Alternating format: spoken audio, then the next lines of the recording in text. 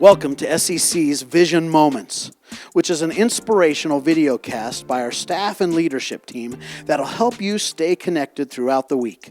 I can't wait for you to hear today's episode. Hey Steamboat Christian Center, my name is Kyle. I'm one of the pastors here over Connections, Young Adults, and Students, and I want to say welcome to SCC Vision Moments, which is an inspirational video cast that provides vision, insights, and growth opportunities for you to stay resourced, connected to SCC's staff and leadership, and engaged in our vision to love God and love people.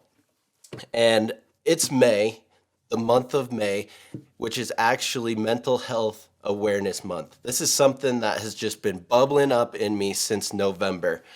My sister has struggled with anxiety and depression for years. I remember in high school, she would always go to a therapist, and it put a rift in our relationship because I couldn't relate to her when I wasn't going through that. And that's resurfaced this last couple months, this rift in our relationship. And also last week, this has come up again because I have a friend, his name is Jack, and this is the anniversary. 2 years ago, he decided to take his life. He decided he had had enough, and he hanged himself in his basement. And so seeing his pictures on Instagram, seeing all these memories come back up, it's weighed heavy on me. And so it got me to thinking, how do I love these people better? It's always when someone passes away, I think it's like, what could I have done to keep this person alive? And I think that's a trap. There's nothing in that. But going forward, I think the question is, how do I love people who I don't necessarily relate to? How do I put myself in a position to love those people? And I think the answer is I have to learn how to love them. See, I'm wearing this shirt, Be a Good Person. It's this whole brand. It's this whole thing about just be a good person. And I'm always wondering, like, why, how? Looking at the back of the shirt, are there 3 points on how to be a good person? But you know what? I think it's something that we have to learn. That's the same thing with loving God and loving people. We have to love how to learn how to love. Because I know sometimes we didn't grow up with it. I know students that the parents aren't necessarily there teaching them how to love. They're drinking, they're in jail. And so the process of learning how to love is something that I think should just become normal to us. I think sometimes we're just like, I will love you. But do we actually know what that means? See, love is all over the Bible. Love your neighbor.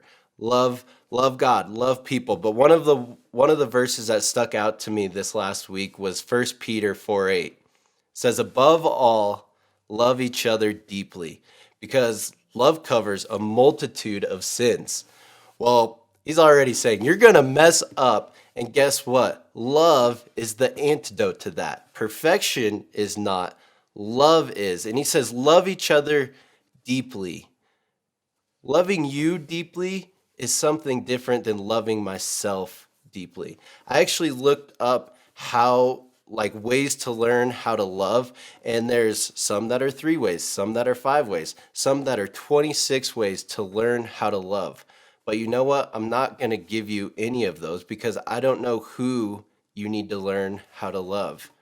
For me, it's been my sister and it's been my brother. God's been like knocking on my door, coming to my house. And so my brother, I'll tell you, we're best friends right now. But we had the classic brotherly love story. Let me tell you, this will keep you up to date. My brother's name is Austin.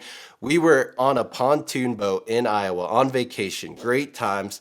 And we always had the brother get in a fight with one another. It got to a peak in our lives where this incident happened. On the pontoon boat, I forget what started it, but he decides to start fighting me.